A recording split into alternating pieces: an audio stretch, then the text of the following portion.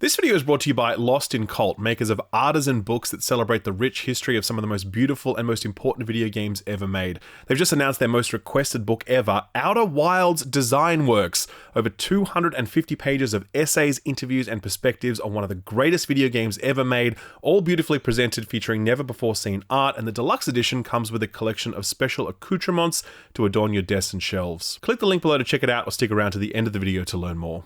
Gamers, we are deep in the thick of Broketober right now. A Zelda game last week, Silent Hill 2, Metaphor ReFantazio, and Diablo 4 Vessel of Hatred this week, not to mention Call of Duty and Dragon Age the Veilguard later this month. May God have mercy on our wallets during this difficult time. Me personally, I've spent the last 40 hours of my life playing Metaphor ReFantazio, and I don't think I'm going to be surprising anyone when I say this is some really good shit. Never made it this far into an Atlas game before, but this one's really got its hooks into me. We'll talk more about that later in the show. For now though, here comes the news. Let's start by returning to the industry's most beleaguered publisher, right now at least, Ubisoft. If you watched last week's show, you would have seen me devote a full third of it to discussing not only Ubisoft's current woes, but also how they got here. Presently, the publisher is in turmoil after Star Wars Outlaws received middling critic reviews and sold poorly, prompting Ubisoft to delay their marquee 2024 release, Assassin's Creed Shadows, into 2025. In addition, the executive committee announced a company-wide investigation into Ubisoft's poor market performance, as their stock price slid to just 10 euros a share, down from nearly 100 euros a share back in 2018. This week, Bloomberg reported that Tencent and the Gilmour family are considering taking the company private. The Gilmour family are the family that founded Ubisoft, and Yves Guillemot still serves as its CEO. The Gilmour family has sold off various portions of it to different entities over the years, but they still hold a significant share of Ubisoft, with Tencent owning about 50% of the Gilmour family holding company, which has the voting rights to Ubisoft. It's all very complicated, but basically Ubisoft is a publicly listed company, and the Gilmour family and Tencent want to buy up all outstanding shares to make it a private company once again. So that all sounds like a pretty big transaction, right? I mean, Activision Blizzard King was $69 billion, Take-Two's ill-fated Zynga acquisition cost them $12 billion, Bethesda was $8 billion, hell, Sony paid $3.6 billion for just one studio, Bungie. How much then would it cost to acquire Ubisoft with its 20,000 employees, its massive network of studios, and its vast library of IP? Around 2 billion euros.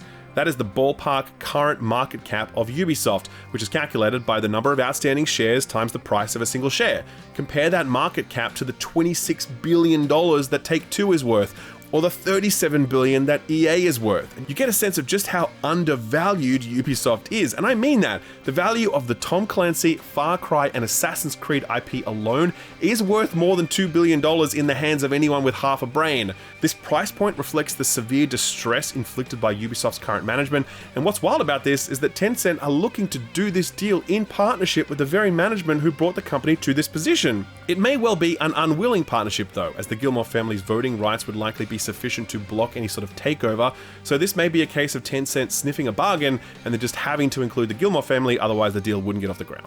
Always impossible to predict which way this stuff will go, but I will say this: if an acquisition does happen, I expect a lot of job cuts at Ubisoft. They are 20,000 staff for a market cap of $2 billion. Their overheads are the biggest drag on their share price, and while European labour laws do more than most to protect workers, capital's going to capital at some point. When it does hit, I just hope it isn't too brutal. Turning now to Bethesda news, and Starfield's first major expansion, Shattered Space, had a lot riding on it. While the game debuted to strong critic reviews and has still maintained a committed player base on Xbox, the title has not won the sort of lasting affection for which even the most bug-ridden Bethesda games are known. Steam user reviews are a good yardstick to go by. There are over 100,000 reviews logged, and the title sits at a mixed 59%. And while technical issues are kind of what Bethesda Game Studios games are known for, complaints about bugs and performance are actually the least of Starfield's problems. The issues are much deeper, about the focus on procedural generation over handcrafted environments, about loading screens over exploration, about the rather toothless and meandering story, and about a sci-fi world that just lacks imagination.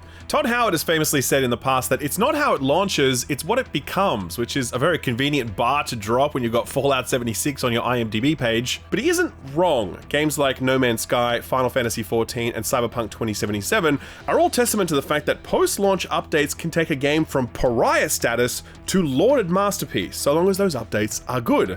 And this is why so much was riding on Shattered Space. It was the chance for Bethesda to begin reshaping Starfield, addressing the feedback from the lackluster launch while adding new content that would expand the experience. One expansion alone may not have been enough to have totally transformed the way we talk about Starfield, but if it was at least on the right trajectory, then people would have cause to be optimistic about the future. Sadly, Shattered Space's reception has been so dire that it has people actively talking about the fact that they're worried about how The Elder Scrolls 6 might land. On OpenCritic, Shattered Space sits at a weak 59, just a few points ahead of Fallout 76's score of 54. Pure Xbox scored it a 5 out of 10, saying, quote, "Starfield Shattered Space is a big disappointment in almost every way. We love the base game for all its flaws, and we were willing this to be the big, exciting DLC drop that'd make us love it all over again. However, what we've got here is a very average narrative expansion that fails to add any big choices, upgrades, new enemies, biomes, loot, or anything that could potentially excite or draw in new players. It's buggy, janky, badly acted in places, and there are a myriad of bugs and performance issues to be ironed out. What a missed opportunity," end quote. The Guardian were a little kinder, but still scored it 2 out of 5 stars, saying, quote, "It isn't all bad, the main story is engaging enough and throws a few interesting choices your way as the 3 ruling houses of the planet Vurankai vie for power.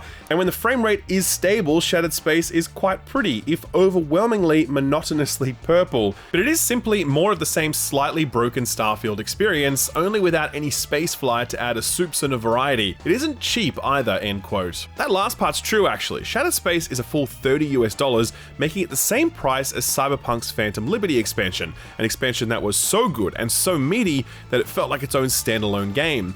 Not so for Shattered Space, as the Steam user reviews attest. At the time of writing, the expansion sits at mostly negative 30%, making this the lowest rated Bethesda game studio release across all of Steam. The user reviews for this one are pretty bad, not gonna lie. Velassi says, quote, "Helps with insomnia," end quote. User Beans takes special issue with the price point, saying, quote, "This may be the worst DLC I've ever played, $30 for 4 hours of story content," end quote. And my personal favorite comes from user Winfrey2020, saying, quote, "More like Shattered Space," end quote. God bless Steam reviews. I'll be so mad if they ever remove this feature. Jokes aside, the reviews unanimously point to a release that really doubles down on the Starfield formula rather than trying to evolve it. People have already said that they don't like what Starfield is doing, and rather than try to respond to that by offering something different, Bethesda Game Studios seem to just be offering more of it, but also not so much of it that people feel like they're getting their value for money. It comes as Starfield designer Emil Pagliarulo took an interview with Games Radar where he offered his thoughts on Starfield and its reception, and he said something that I think a lot of people actually mischaracterize. Here's the actual quote. Quote, "I think in a lot of ways, Starfield is the hardest thing Bethesda has ever done. We pushed ourselves to make something totally different, to just jam into an Xbox the biggest, richest space simulation RPG anyone could imagine. That we pulled it off makes Starfield something of a technical marvel. It's also, in a lot of ways, the best game we've ever made. But for us, most importantly, Starfield has its own unique personality and now sits right next to Fallout and Elder Scrolls," end quote. The reporting on this and the reception on social media was suggesting that Pagliarulo was saying that Starfield was the best game that Bethesda had ever made, which would of course be total nonsense. Morrowind is the best game Bethesda Game Studios has ever made, and I will fight anyone foolish enough to disagree. But he wasn't saying that. He was saying that in some ways, this was the best game they've ever made. And that's not an unfair thing to say if he's maybe talking about like visuals or gunplay or technical polish, which is, you know, all relative. So all in all, I think the beat up around those comments was kind of unfair. But the last part about Starfield sitting alongside Fallout and Elder Scrolls, that's the part that seems really crazy to me. Like, that's just not true. Fallout and Elder Scrolls games both have these adoring fandoms because those games delivered incredible cutting-edge experiences at the time of their release. Morrowind, Skyrim, Fallout 3, New Vegas, hell, even the Fallout TV show helps reinforce the pedigree of that franchise. Starfield is just nowhere close to that, and like I said earlier, Shattered Space was the chance for Bethesda Game Studios to show that it one day might be, and it massively missed the mark. Now attention turns to The Elder Scrolls 6, which was first revealed 6 years ago with little more than a logo animation and a trust me bro smirk from Todd. With Starfield behind them, Bethesda now has to actually make this video game, and there's no shortage of pessimism out there about Bethesda Game Studios' ability to deliver. The last time this studio really blew the doors off the joint was Skyrim back in 2011, 13 years ago, and with a franchise as important as Elder Scrolls, Microsoft really can't afford to let this one go the same way. Microsoft haven't been at all shy to intervene in the case of Halo and 343. Recall that Halo Infinite launched rather strongly, but when it became clear that 343 had no real plan for how to do the whole live service part of their live service game, the wheels quickly came off, resulting in collapsed player counts and a very unhappy community. Following this, Microsoft initiated a change of studio leadership that saw new talent brought in and more junior talent elevated, since then the game has found modest levels of success, with seasonal updates being well received and player numbers rallying. Regardless, 343 announced some time ago that they would be moving on from Infinite to focus on the future of the franchise, and late Sunday night we got our first look at what that future might be. A while back, it was reported by a number of outlets that 343 were making the jump from their own proprietary Slipspace engine to Unreal Engine, and 343 just confirmed that by releasing a 6-minute video talking about the move to Unreal. They spun up a number of biomes as a bit of a test case for how they'd use that tech. Take a look.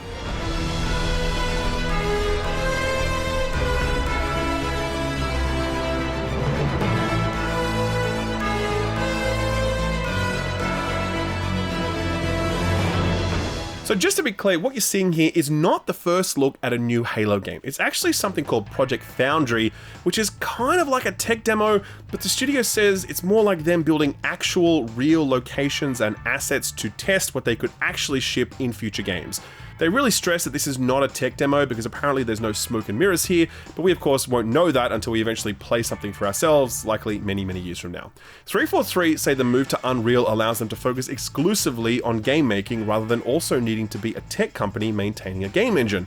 In an accompanying blog post uploaded to Xbox.com, studio boss Pierre Heitz implies that this will result in more content faster. Quote, "We believe the consumption habits of gamers have changed, the expectations of how fast their content is available," end quote.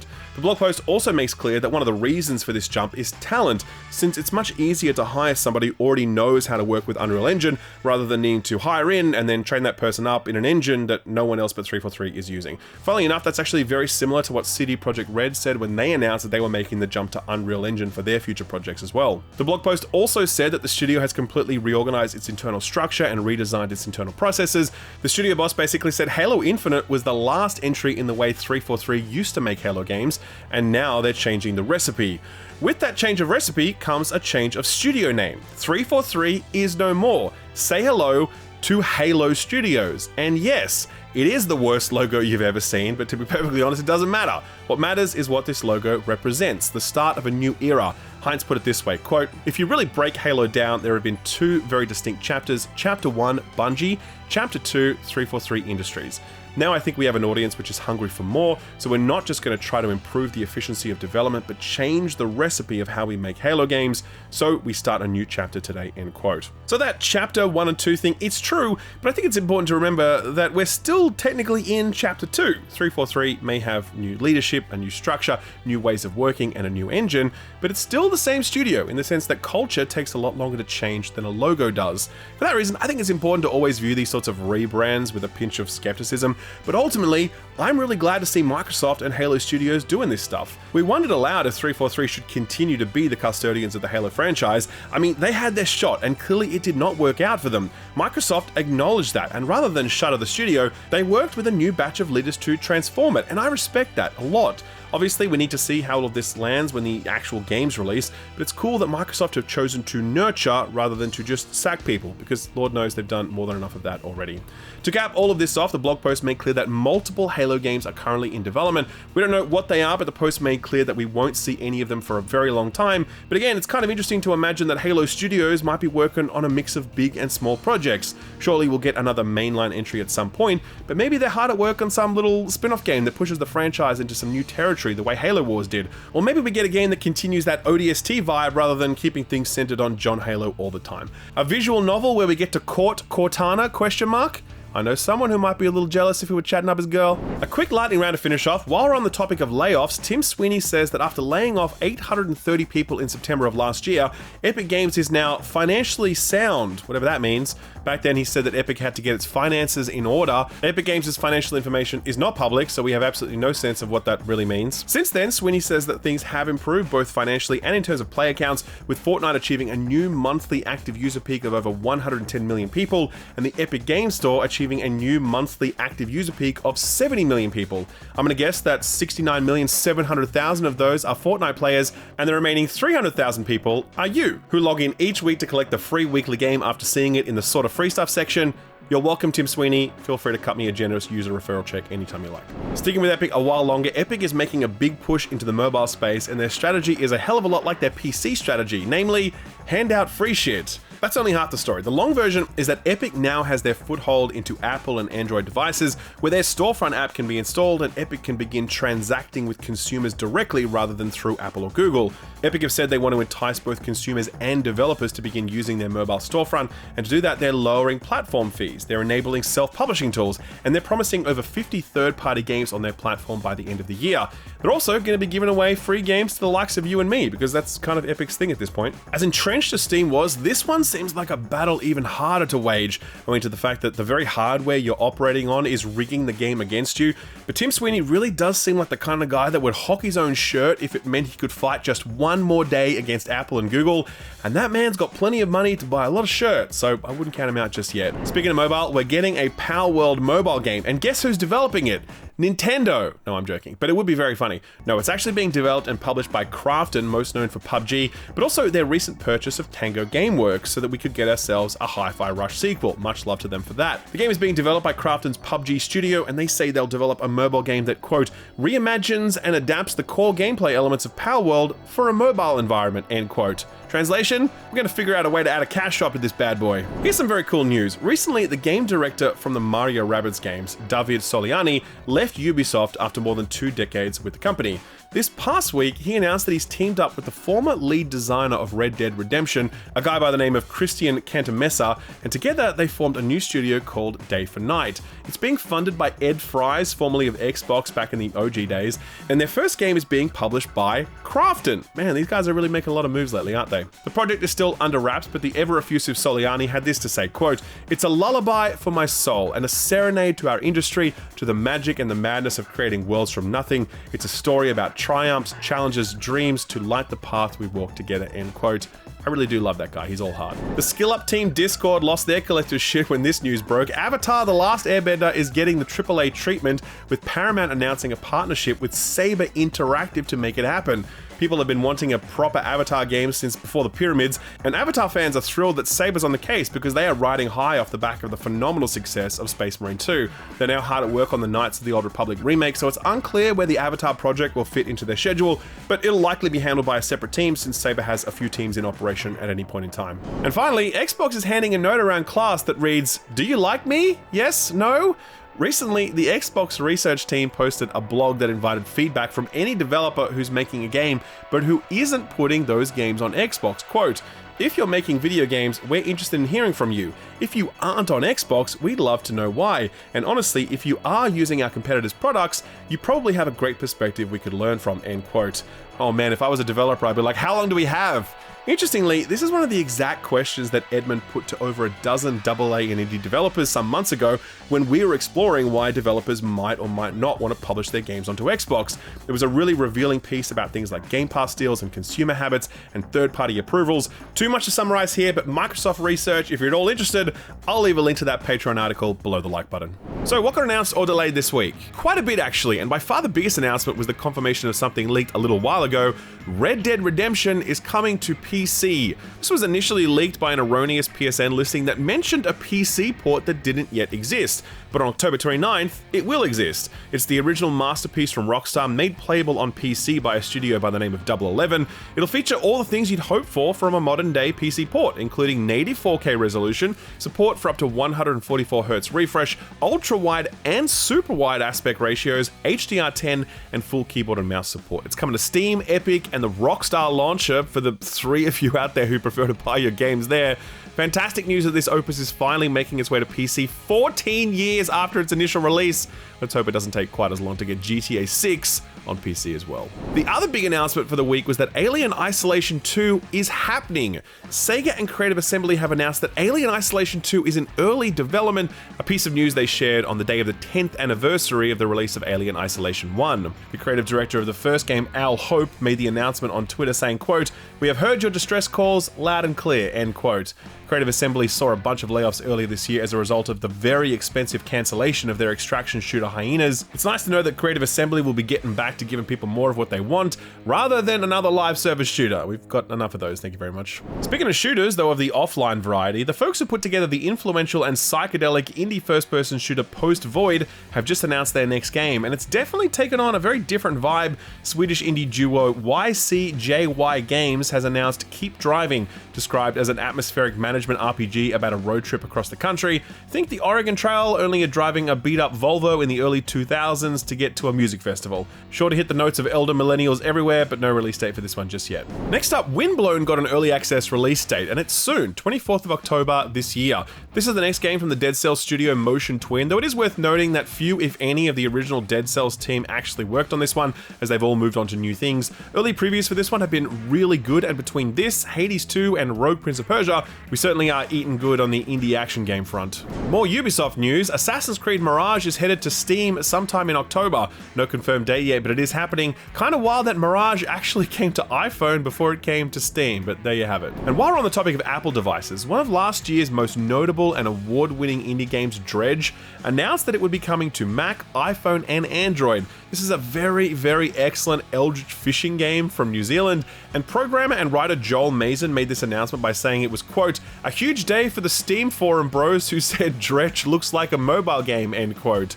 What a legend. A quick shout out to Palworld, which released on PS5 last week in every territory but Japan. Whatever was stopping Pocket Pair seems to have been resolved, as the game is now out in Japan. Guessing they had to triple check with their lawyers on that one or something. Best of luck to that team in their David vs. Goliath legal battle against Nintendo. One delay announcement this past week, and it's for The Alters. This is the very intriguing looking survival management game from the Frostpunk studio 11-bit, where your protagonist is stranded on a distant planet and needs to clone himself to keep things going, as well as deal with all of the weird psychological stuff that comes with that. This was originally planned for late 2024, but it'll now arrive Q1 2025. And one kind of bullshit delisting to round things off this week, the original Horizon Zero Dawn release on PC has been delisted from Steam. Ahead of the release of the basically unnecessary remastered version, some pretty crappy moves from Sony around this remaster. First removing it from the original PSN Classics lineup, then jacking up the price of the original version on PSN, and now this. Of course, the Zero Dawn remaster will require that PC users sign up for the mandatory PSN account, and it will also mean the game will be unavailable for purchase in numerous countries like Southeast Asia, Africa, and the Middle East. Great move, Sony. Keep it up. You're really crushing it. Don't worry though, this actually isn't the worst bit of Sony remaster news we've got this week, so let's cover that right now. So, what's coming out this week? Well, Sony squeezed out the Until Dawn remaster this week, exclusive to PS5 and PC, and it did not go well at all. It's sitting at a fair 70 on OpenCritic, with most of the reviews praising the game for what it always did well, without remarking that the remaster improves anything truly meaningful. Most of the reviews were for the PS5 version though, and things are a lot worse on Steam, with the title sitting at a mixed 68% and reviews hammering the game on account of bugs, technical issues, and of course that mandatory PSN login.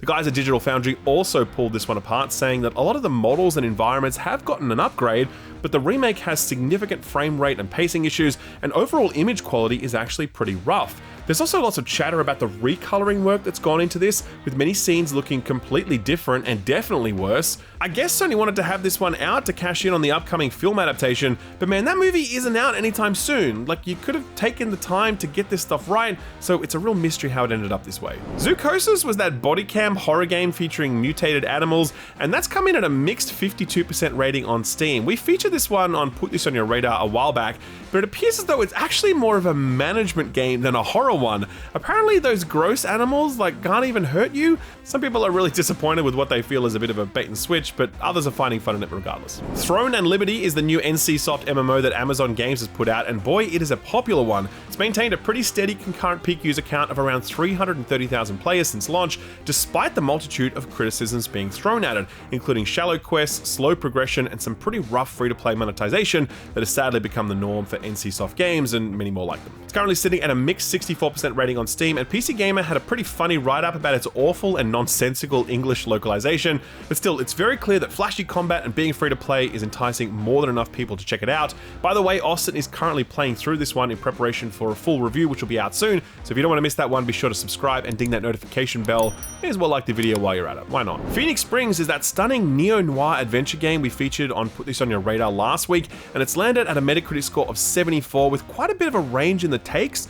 Like you'd expect from an artsy game, some folks think it's a bit obtuse, some folks think it's absolutely brilliant, but everyone seems to agree that it's downright beautiful to look at. Checkpoint Gaming scored it a 9 out of 10, saying, quote, "In refusing to hold your hand and explain every twist to you, Phoenix Springs gives you the thrilling moments of connecting the dots yourself," end quote. Meanwhile, Eurogamer gave it a 3 out of 5, saying, quote, "Phoenix Springs isn't an easy game to love or even particularly like.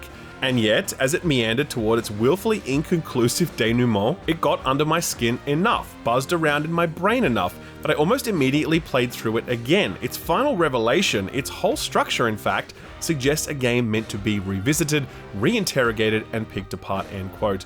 Not a bad endorsement for a 3 out of 5 if you ask me. Diablo 4 Vessel of Hatred reviews have dropped and they are impressive, coming in at a mighty 86 on OpenCritic, which makes me very keen to jump into the jungle. PC Gamer scored this one a 90, saying, quote, "Vessel of Hatred demonstrates that Blizzard isn't out of ideas on how to improve it further, even on the narrative side of things. Its willingness to stretch what Diablo could be is what impresses me most, and the trust it's earned along the way makes me confident about its future and thrilled to be along for the ride," end quote. Right now, I'm working through both Metaphor ReFantazio and Silent Hill 2 Remake, but after that, it's all Diablo, baby. I've continued to play the game since its initial release, and it's gotten significantly better even before the expansion dropped, so I'm actually quite pumped to get in there and see how much further Blizzard have taken things. And then next month, Path of Exile 2. Man, big 4 weeks for ARPG fans, isn't it? And finally, the most controversial release of last week, Bloober Team's Silent Hill 2 Remake released to universal acclaim, which funnily enough has upset a particular portion of the Silent Hill 2 fanbase to the point where the Wikipedia page got locked down because people were just straight up fabricating 0 out of 10 scores. The director of the original 2001 game, Masashi Tsuboyama, has gotten out there to say everyone should keep in mind, quote, "Even if you don't know the original, you can just enjoy the remake as it is. Whether it's good or bad doesn't affect the original," end quote. That is, of course, unless you're Sony and you completely pull the original game from sale, but that's beside the point. Silent Hill 2 Remake sits at a mighty 88 on OpenCritic and an overwhelmingly positive 96% on Steam, which just seems like an impossible number. Like Konami actually releasing something good, Bloober Team smashing people's expectations, the Silent Hill community actually happy. What's next? The Rapture? Eurogamer scored this one 5 out of 5, saying, quote, "A little light padding and some minor grumbling about the combat aside, there's nothing, not a single thing I wish Bloober had done differently. How it looks, how it sounds, how it plays, how it iterates and modernizes whilst honoring its cherished source material. Silent Hill 2 Remake is as close to perfect as I could have hoped, and my hopes were high, my friend," end quote. GameSpot also gave this a 9 out of 10, saying, quote, "By staying true to the original game in extremely important ways and taking calculated risks born from an understanding of the source material, all while being supported further by some of the game's original brains trust, Bloober Team has done what was reasonably considered near impossible," end quote. A huge congrats to Bloober Team, and it really hurts me to say this, but a huge congrats to Konami too. May this be their first step back into our good graces.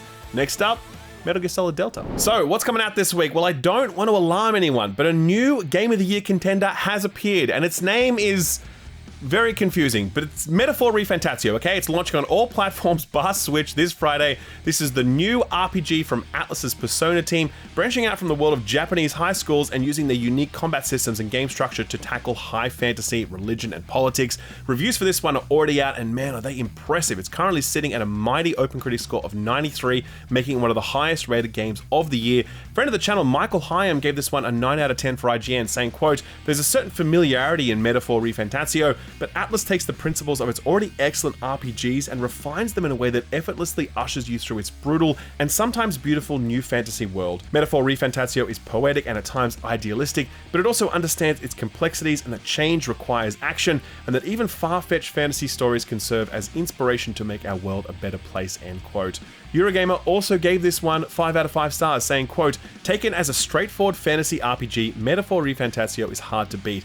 As Atlus expertly merges nostalgia and modernity, its lofty thematic goals of ending prejudice and overcoming society's collective melancholia are too idealistic, but perhaps that's actually the sort of positivity and hope we need right now. Maybe, above all, the true purpose of fantasy is to provide comfort as we reflect on our own world. If that's the case, Atlus's game is essential," end quote. Like I said, I'm playing this one, I'm 40 hours deep. It is, frankly, incredible. I have so much to say about it that's impossible to summarize it all here, but I will say that Atlus continues to be the modern-day custodian of the JRPG tradition. Not since Final Fantasy VIII have I felt the sort of things that Metaphor is making me feel, as its steampunk fantasy world, high-stakes political intrigue, and its cast of stark, deeply lovable characters all take me back to those halcyon days when Square's name ended in soft rather than Enix, and the JRPG genre was at the absolute forefront of what video games could achieve. TLDR, Metaphor ReFantazio is an absolute banger, and if you are at all interested in this one, then do pick it up. I promise you, you will not be disappointed. Changing gears now, Dragon Ball Z Sparking Zero arrives on October 11th, and it has like 500 Gokus to choose from. For real, this is the spiritual successor to the Budokai series of arena fighters, which features virtually every character from Dragon Ball history, letting you play out the iconic anime battles and even make your own. This one's arriving on all platforms bar Switch. Europa is a delightful looking game we featured on Put This On Your Radar a while back. This is another one of those chill exploration games without combat, which instead puts the emphasis on satisfying movement and gliding as you explore the picturesque world and solve puzzles, learning a bit about nature and humanity along the way. This one's out on all platforms on October 11th. Seems like it's been a while since the days of EA's Fight Night, but Undisputed is looking to change that. This one's out on Friday, and it's purporting to be an authentic boxing sim with realistic physics and at least 60 different punches. Man, I can only think of like 5 at most. This one's coming out on all platforms bar Switch after training in early access for about a year and a half on PC. It's got mostly positive reviews on Steam overall, though it has been more mixed recently. Let's hope that 1.0 can fix that up. Next up is the blatant Helldivers ripoff Starship Troopers Extermination. Shaking my head, Marines shooting giant alien bugs on faraway planets. Pfft, did you really think we wouldn't notice? Since sarcasm is largely dead, I will confirm that I am joking. But I suspect we will see more than a few social media takes unironically spouting that same sentiment when this arrives for all platforms bar Switch on Friday. This one has been kicking around since May last year in early access, and people have been enjoying it. It's a 16-player co-op FPS that captures the vibes of the film with the seal of approval of Casper Van Diem himself. Hopefully this one can live side by side with Helldivers in harmony.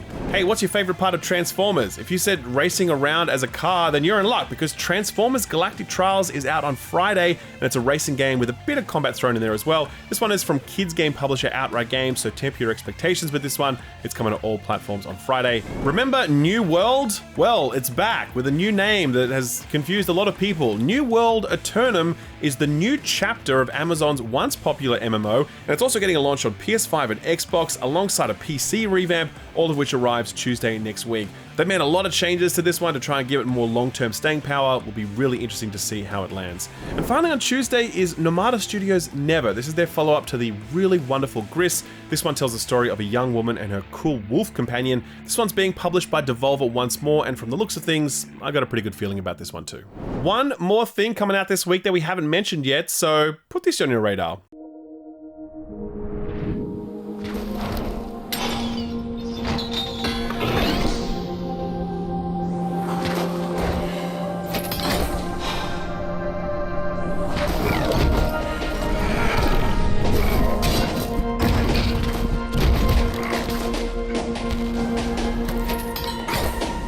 This is Shady Knight, and if you're thinking, hey, that kind of looks like first-person Devil May Cry meets Mirror's Edge, then you are not alone, my friend. I love a good acrobatic first-person combat game, and Shady Knight looks like it has all the chops to be a lot of fun. It mixes swordplay, archery, acrobatic abilities, and an all-important grappling hook that will hopefully make you feel at least a little bit like Dante. If you like the look of it, you can grab it later this week, or at the very least, wishlist it, since that always helps developers out in a really big way. If you'd like to do that, I've left a link to it over on my Steam Curator page, which also has links to all of the other Put This On Your Radar stuff I've recently covered. I'll leave a link to all of that below the like button. Sort of free stuff time now. Kicking things off as always is Epic. Right now you can still grab the delightful management game Bear and Breakfast until October 11th, but after that it's being replaced by 2 games, Empyrean Galactic Survival and Outliver Tribulation, both of which kind of sound like fake video games, but I assure you they are not. Empyrean is a sandbox game that's kind of like if No Man's Sky went all in on being a more complex PC survival sim, while Outliver Tribulation is an interesting little third-person survival horror action game from a 3-man outfit based in Nigeria, and it's infused with a lot of African mythology, which is not something you see a lot of, so that's cool. The Xbox Game Pass refresh was announced last week and includes a few highlights. You've got MLB The Show from notable Xbox publisher PlayStation Studios, Annapurna's narrative adventure Open Roads, and the excellent and challenging kung fu game Sifu. If you like a combat a little more goofy, then there's Mad Streets, which is channeling those gang beast vibes. And you've also got the fantastic Inscription, which is well worth playing if you need a spooky fix for Halloween.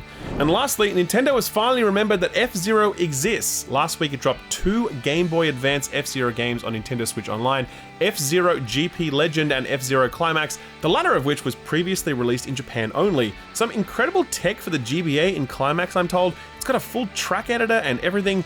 Will we ever see a new F-Zero game from Nintendo? Absolutely not. So I guess we'll just have to settle for them letting us relive the glory days. All right, it's been a long show, so for our feel-good story for the week, let's make it fast. And there's nothing faster than Sonic. You've seen him run, but have you seen him dance? You probably have. But have you seen him dancing on a baseball pitch surrounded by cheerleaders? If you have, you're probably a Japanese baseball fan who goes to games. But for the rest of you, enjoy.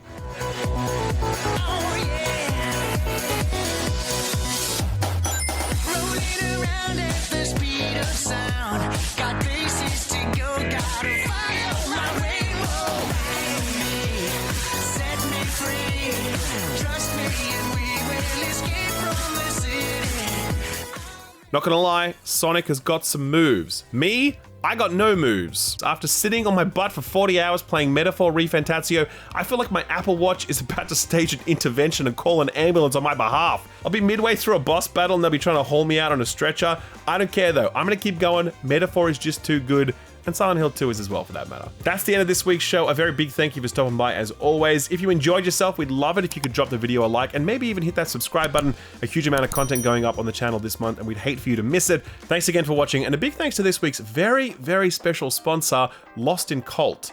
Outer Wilds fans, trust me, you're going to want to stick around for this one. Very special sponsor for the video today. I think you're really going to like this one because I certainly do. So there's this company called Lost in Cult, and what they do is they make beautiful, and I mean really beautiful, books that commemorate the artistry and impact of video games. They've done books on Sable, Citizen Sleeper, Immortality, and more, and in each instance, they speak to the people who made them, they speak to the people whose lives were changed by them, and they elevate new perspectives that help us rethink what these games mean and why they're so important. It also doesn't hurt that each book is immaculately presented both inside and out. This past week, Lost in Cult announced that they were giving the people what they wanted. They were delivering their most requested project ever, a book celebrating arguably the greatest video game ever made. That's right, Outer Wilds. Outer Wilds Design Works is not only Lost in Cult's most requested release, it's also their most ambitious.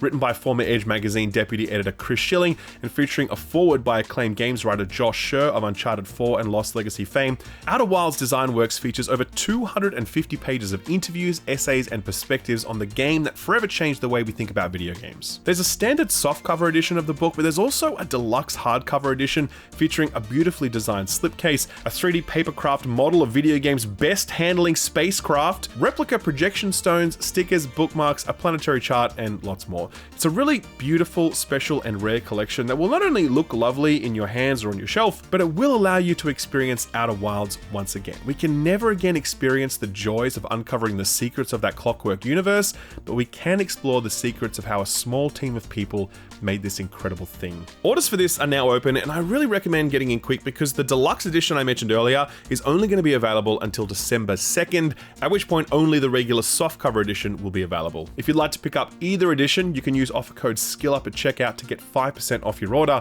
You'll find a link to all of this stuff below the like button and in the pinned comment. Thanks Lost in Cult for sponsoring the video, and thank you for watching it.